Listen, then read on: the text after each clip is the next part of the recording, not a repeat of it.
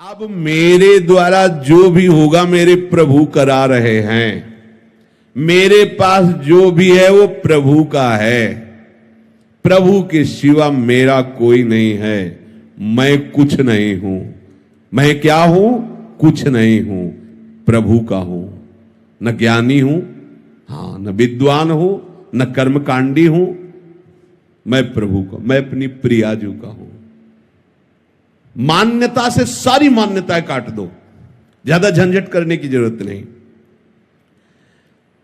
साधन काल में साधक को कुछ अनुभव तो होता नहीं, तो होता है अगर मैं प्रभु का हूं, प्रभु के लिए सब, तो गंदी बातें क्यों हो रही, ये जलन क्यों हो रही, ये अशांति क्यों हो रही, घबराहट क्यों हो रही, भय क्यों हो रहा है?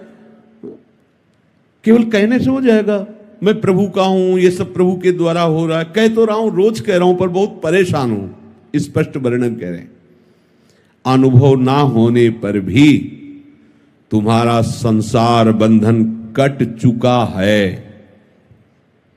जैसे एक बहुत बड़ा वृक्ष हो, पुराना, और आंधी से जड़ से उखड़ जाए, उखड़ गया है, बड़ी बड़ी जड़ें हैं, पर कुछ छोटी अभी ऐसे नीचे से, पूरा नहीं उखड़ पाया, गिर गया है, अब उसकी सत्ता नहीं रह रही, पर वो थोड़ा थोड़ा नीचे जमीन से आधा ऐसे ऊपर दिखाई दे रहा, नीचे की छोटी जड़ें ऐसे लगी हुई है, उससे वो हरा भरा महीनों दिखाई देगा, तो आपको लगेगा वृक्ष जिंदा। नहीं नहीं, जहां आप उठाओगे खत्म हो गया।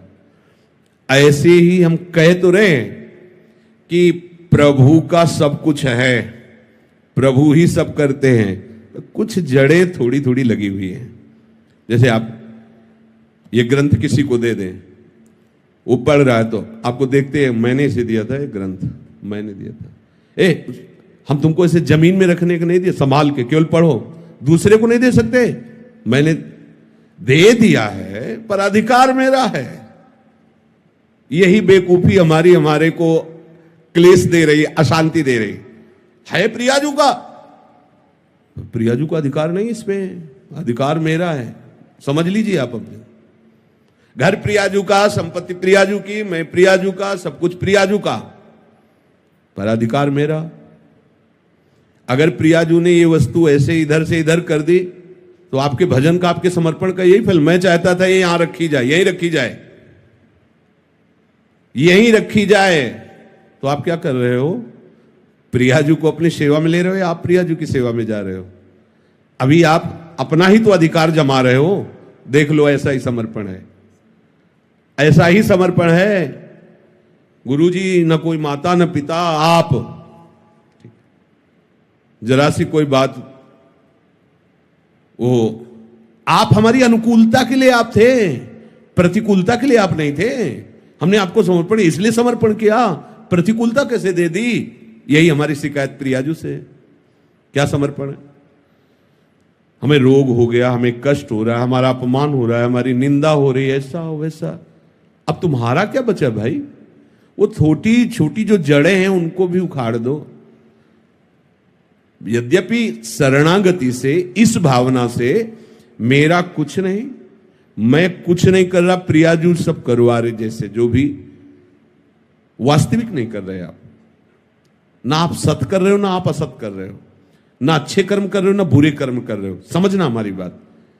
आपने अच्छे बुरे कर्मों के आरोप को अपने में मान लिया है, उसी का आपको दंड मिल रहा है।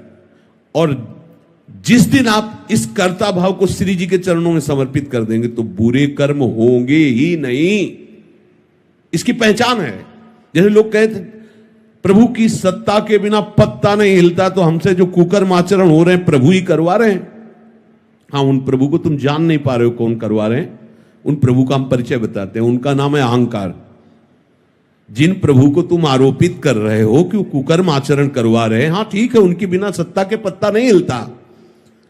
तो ये जो सत्ता आपने स्वीकार कर रखी, वो श्री कृष्ण की नहीं, वो अहंकार की स्वीकार कर रखी है। मैं ये करता, मैं। आप हटा दो इसको। बुरे कर्म स्वाभाविक उससे नहीं होंगे, स्वाभाविक संकल्प नहीं हो, क्योंकि करता ही नहीं रहा तो होगा कैसे? अब भागवतिक अपने आप होंगे, बिना संकल्प के होंगे और ऐसे महान होंगे कि आपका मंगल, जगत का मंगल स्वाभाविक होगा। जैसे वृक्ष कुछ नहीं करता, लेकिन उसके द्वारा जगत मंगल स्वाभाविक होता रहता है। आने वाले को छाया, फल, फूल, पत्ते, लकड़ी जो चाहे ले ले, उसके द्वारा किसी का अहित नहीं होता। नदियां किसी का अहित नहीं कर रही। ऐसे संत का जो भगवत चरणारविंद में आसक्त है, वो करता नहीं किसी का मंगल, उसे स्वाभाविक मंगल होता है। पुष्प की खुशबू स्वाभाविक प्रकृति में सुगंध फैला देती है, उसको प्रचार प्रसार नहीं करना होता। ये अहंकार, ये करना है, ये नहीं करना है, ये दोनों क्रियाएं ही हैं। करना भी और नहीं करना भी, दोनों क्रियाएं। जो महापुरुष होते हैं वो इन दोनों से अलग होते हैं। जो करना हो करा लेना, जो नहीं करना है वो ना करवाना। कितना आनंद है, अभी आनंद है। और इसका फल होगा कि आपकी जितनी सामग्री जमा है दुख भोगाने वाली या लोक लोकांतर भटकाने वाली, इस सूत्र से सब भस्म हो जाएगी। और जो नवीन है वो क्योंकि वो सब इनके पर चतुराई से नहीं, वो चतुर शिरोमणि है। कई बार सुनाया सत्संग में, एक ब्राह्मण बड़े विद्वान, शास्त्र के ज्ञाता, जैसे आप ही सत्संग सुन रहे हो, उनकी सत्ता के बिना पत्ता नहीं हिलता। तो जो हमने दुराचार किया, गोविंद आपने कराया भोगो। अच्छा किया मैंने किया, बुरा किया गोविंद ने किया।